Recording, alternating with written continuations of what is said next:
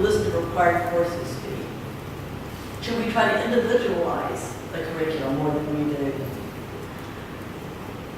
Once we get students here, how do we actually evaluate how well you're doing, how well how you are thriving because of the curriculum we give you? A big thing in the U.S. now is student learning outcomes. We're always trying to assess student learning outcomes, but how do we do it best within our schools? And the age-old question in all professional schools, how do you balance the practice with the theory? The students love the theory. I mean, the students love the practice, the faculty love the theory. We love theory. But the students say, oh, teach us how to do it. Teach us how to really do it. Don't talk about theory. And how do you balance theory and practice? It's a hard one. And what we tell the students, and I think it's absolutely true, that the theory will continue to exist and the practice is going to change in another month. But still, in a professional school, they want practice. They want some of that hands-on experience. And it's important. So how do we have the proper mix?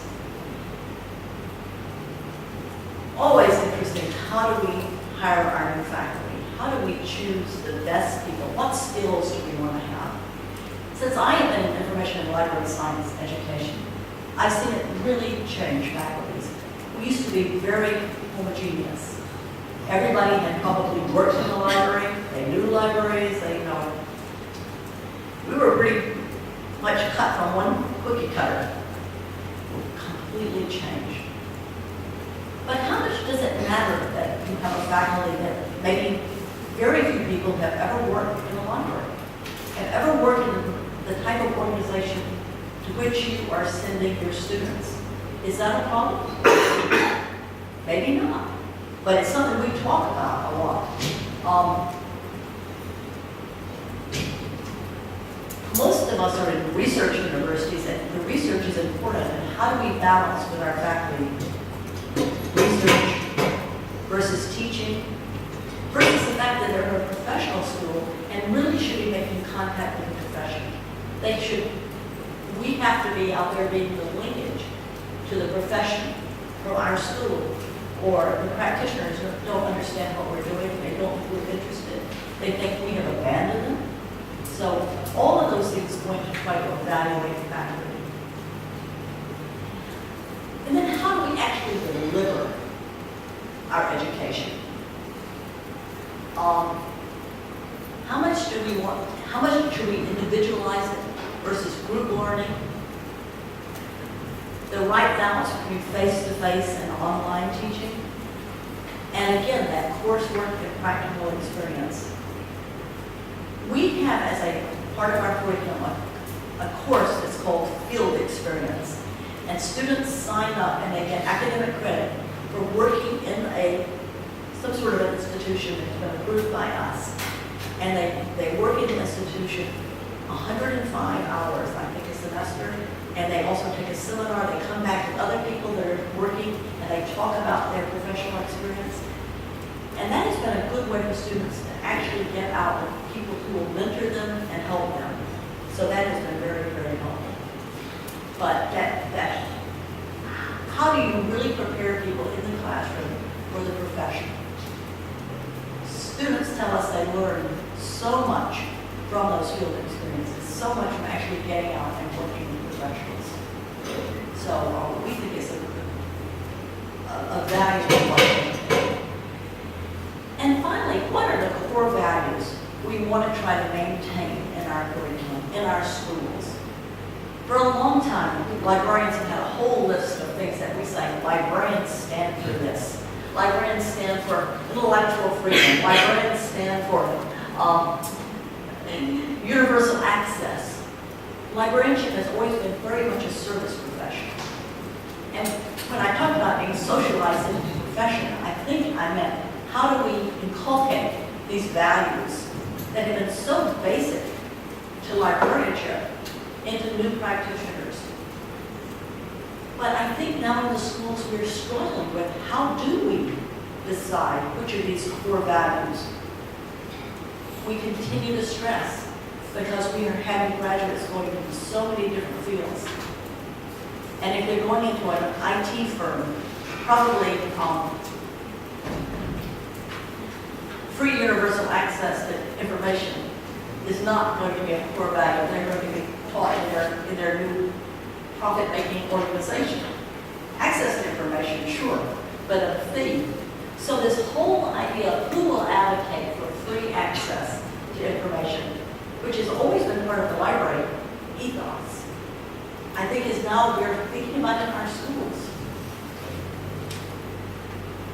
If librarians don't continue to advocate for that free access to information versus the paid access, information for free versus information for as a commodity, I don't know who will be the advocates for it. And it seems to me that it's a value we want to continue, but we have lively discussions about it.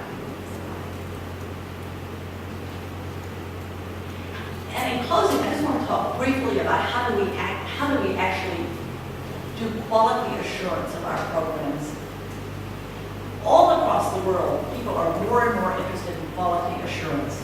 How do you show that the product you're producing is a quality product? And the way that countries assess education varies greatly. And the nomenclature is all different.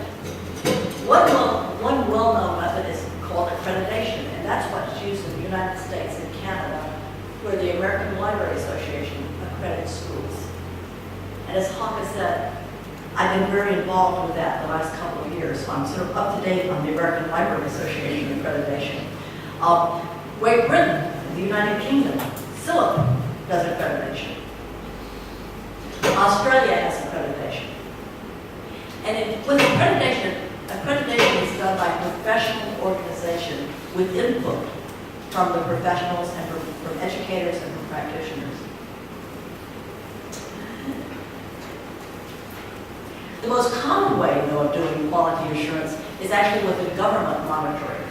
So a government body, a parliamentary body, somebody monitors education and says they are approved. The only problem with this is that it usually doesn't provide a way for practitioners in the profession to be involved. It oftentimes includes everything, not just LIS education. And oftentimes, it leads, unfortunately, to some problems with recognition. So if your country approves something, and my country approves something, maybe I don't approve of your country's approval, so I won't approve your things. So we want to actually reach universal, global acceptance of our program's quality assurance. We need to go in a slightly different way, I think. So I think there's just not one way that it could be done. There are lots of ways we could explore.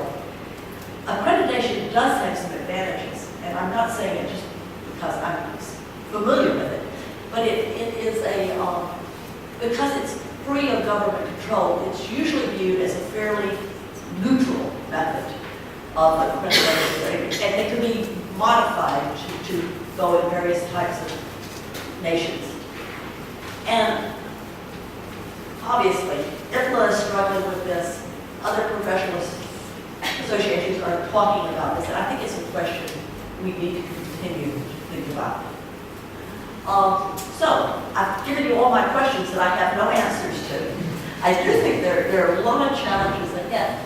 None of us know what these new libraries are going to look like, and possibly libraries will cease to exist as buildings. But it seems to me that the role that librarians play, that being the conduit between the user and the information, will be very important, even if we just work in virtual spaces that don't eventually, probably not in the lifetimes of any of us in the room, but eventually work towards no brick and mortar libraries, no libraries as buildings. But I think all of us, all the educators who've been at today, know that our challenge is to make every effort to prepare all of the students in this room so that you'll be ready to work in the libraries, whatever they may be. Thank you.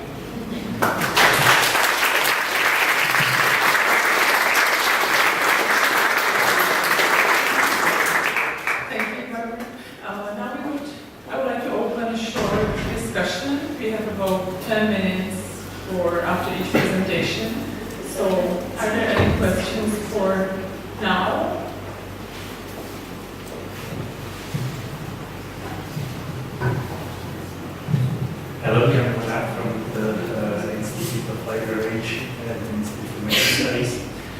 I'd like to know, are you doing some steps towards educating the students in the legal or licensing matters that are popping up and expanding in school? Thank you.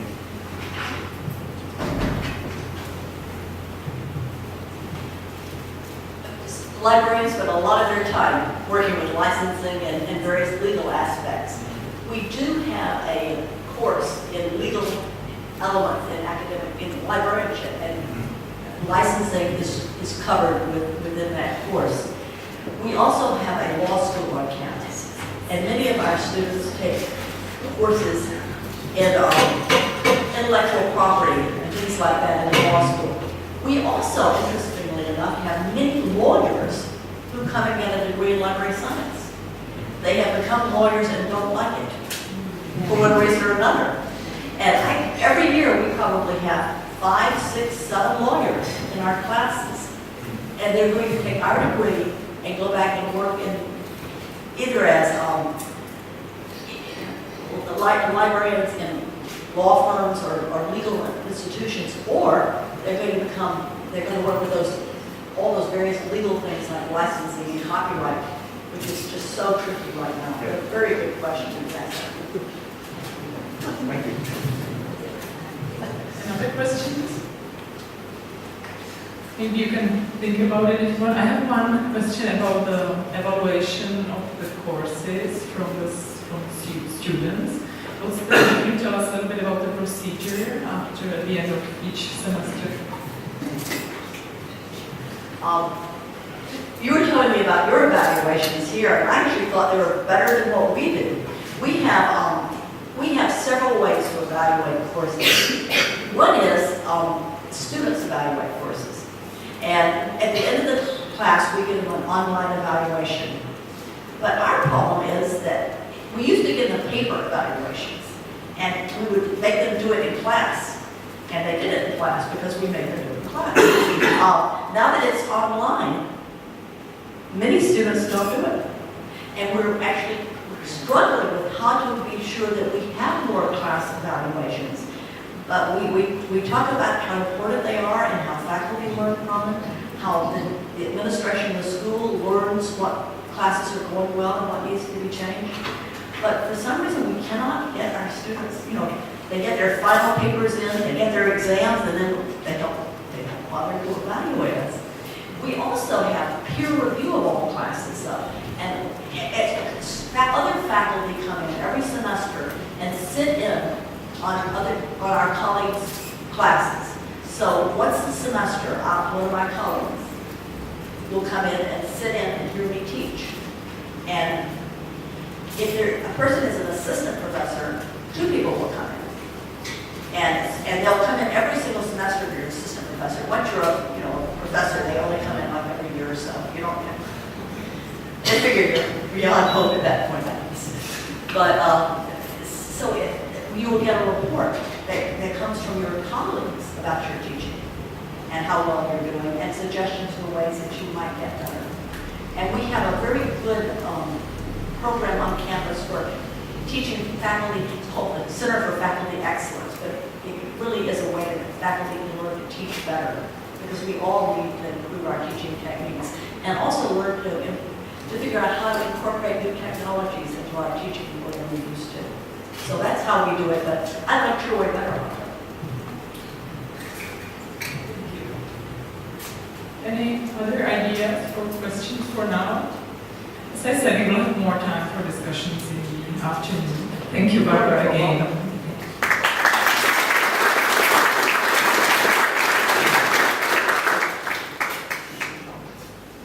Now, I would like to invite our second speaker. It's my honor to welcome Lynn Robinson.